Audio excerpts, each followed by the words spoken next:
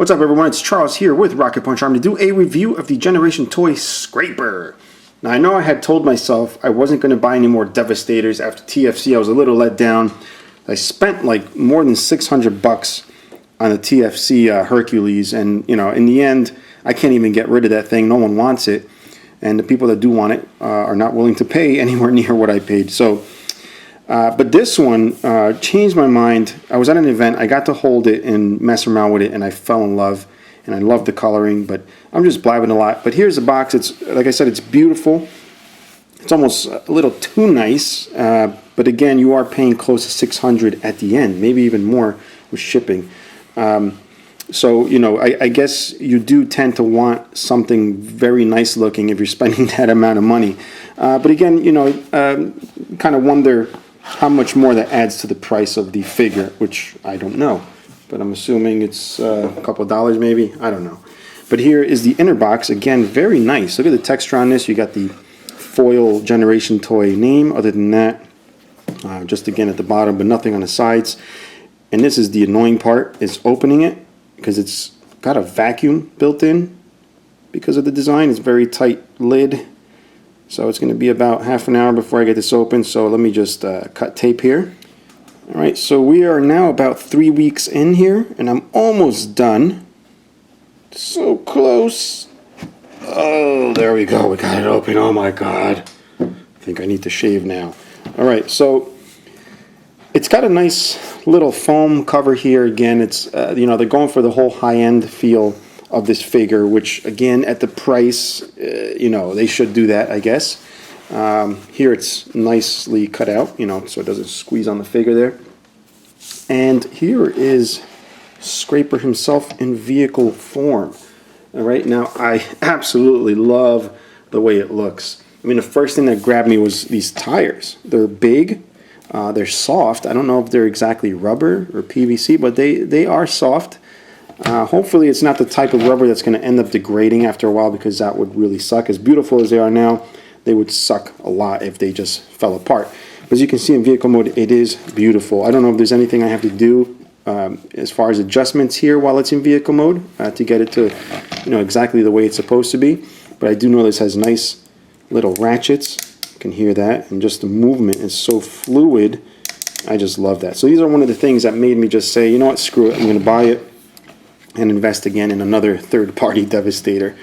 Since I didn't get the Hasbro one, I'm not really into that one, but I think this one's going to look really good. So far, what I've seen is awesome, and I'm loving the coloring. You know, the TFC had like a darker green. I wasn't really into it, but yeah, definitely the colors on this are really, really piquing my interest. All right, so we're going to do a little comparison with the TFC one. And I gotta say, going from this guy to TFC, like, I honestly don't even feel like transforming it for you guys to show you, because I don't really want to compare them. I mean, you can already tell, you know, how superior the Generation Toy is, not only as far as I'm concerned, the colors and the plastics, but also just the look.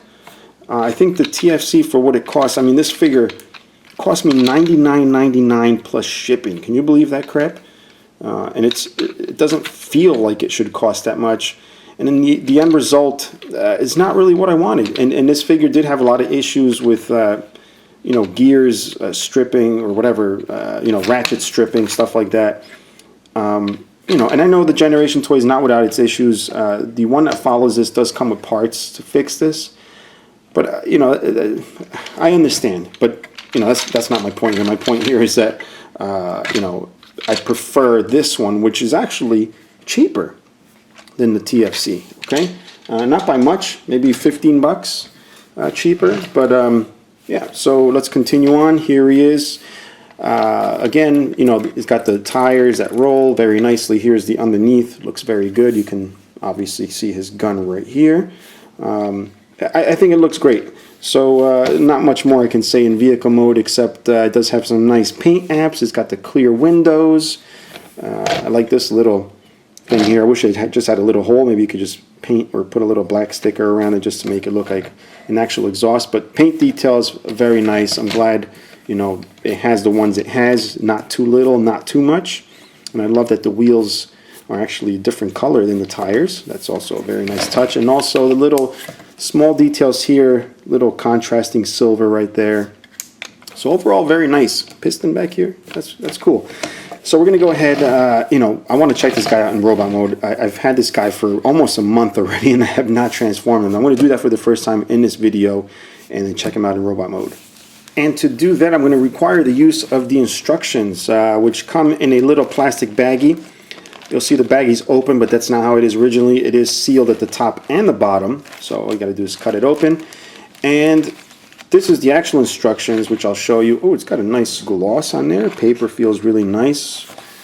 It's got color inside, but the actual instructions are black and white and purple. I guess that's to highlight the parts you'll be moving. All right, so overall, very nice. All right, and it's also got, I believe it's a poster of the completed figure here, all combined, which is Gravity Builder. And I don't even think I could fit this whole thing here. It just gives you an idea of what your end result will be once you have all the figures, which I really can't wait, and I hope it's not a disappointment. But from what I see so far, the construction, the build, the colors, everything, I think I'm going to be happy. And I probably said that with the Hercules, but again, I do like what I see. So let's get this guy into robot mode.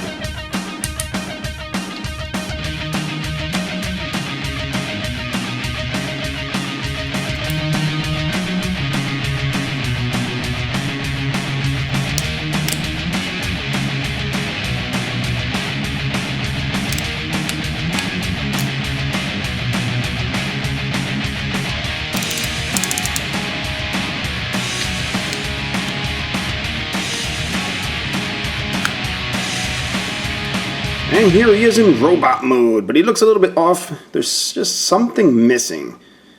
I think I know what it is. That's why I have this trusty zapper here.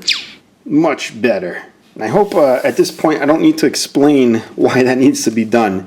But if I do, it's because it's a third-party figure, hence the name Scraper instead of Scrapper. But the figure itself is beautiful. This is exactly why I got it. This is what I held in my hands that made me want to buy it. Now, I know I'm probably gushing a little bit over it, and I'm sure there's tons of other third-party figures out there that may be a lot better, but I don't buy too many third parties, but when I do, I need them to be at least as good as this guy, you know, because we're talking about expensive figures, and this is an investment into a gigantic figure. Maybe investment is the wrong word for it, but you know, you are throwing a bunch of money at this little by little to make a complete figure. And the good thing is it doesn't just come out all at once. It's one right after the other, so you have time to save up. Because buying a set, I probably wouldn't buy it. But being able to buy one by one is a lot easier. And anyway, here's robot mode. So again, I love the way it looks. I can't really, I mean, this figure just looks so good to me. It just hits all the right points for me as far as proportions, color, and everything. I don't know if he's even accurate. I know there's a lot of hardcore people that are like, oh, it's not accurate, whatever. I don't care. It just looks freaking good to me. So that's all that matters to me. And, you know, that's why I make the review. You guys can look at it and see if it's something that tickles your fancy also. But we're going to go over articulation. We have the head here on a ball joint. All right. And I do believe it's light piped. Yes, it is. Right, fairly decent range of motion, just, you know, typical of what to expect from a blocky robot. You have the shoulders, which aren't ratchets. I love ratchets. All right, and the arms do go out about this much. You'll notice a tire gets in the way. I know that's a complaint of a lot of people, but you can bring it up even further if you move that backpack back, which is the scoop thing. But then, boom, right into his head. That's a little... I wouldn't say annoying. I don't really need him up in the arms like that. But, you know, I'm sure a lot of people want to pose it certain ways, and that's just one thing to look out for. Boom, boom. All right. Then we got the elbows. All right. This little black thing gets in the way, but you can move it out of the way or just spin it all the way around and have it down here somewhat. Just get it out of the way just like that, which is also an option, which gives you a better range of motion in the elbow. We also have a bicep swivel. We have a waist. Okay. The only thing is these skirt things here, they have a little like flash on top of it, which I'm afraid will end up just scraping the silver here. The clearance is very minimal, so the movement of this is always going to bang up into the silver. So I've probably forced it, you know, a good fair amount, and it's not really doing anything to the silver paint, so it's got good silver paint, but it's kind of hard to get it to clear.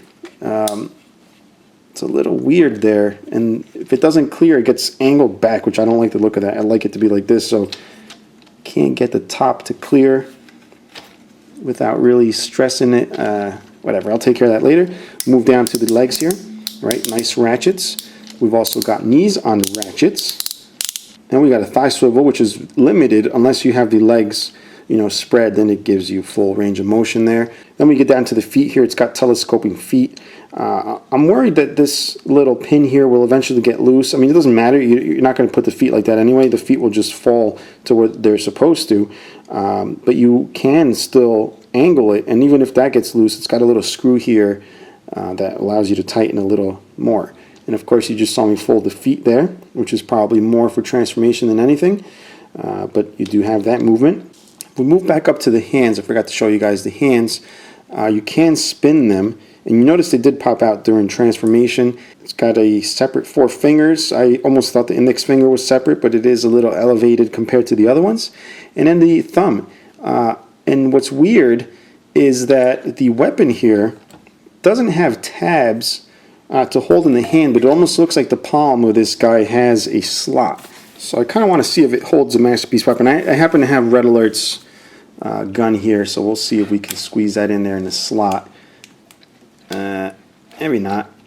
Kind of pushes the hand in, but I'm determined to test it.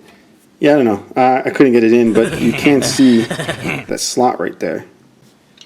And I do have to make this comparison right here with this TFC guy.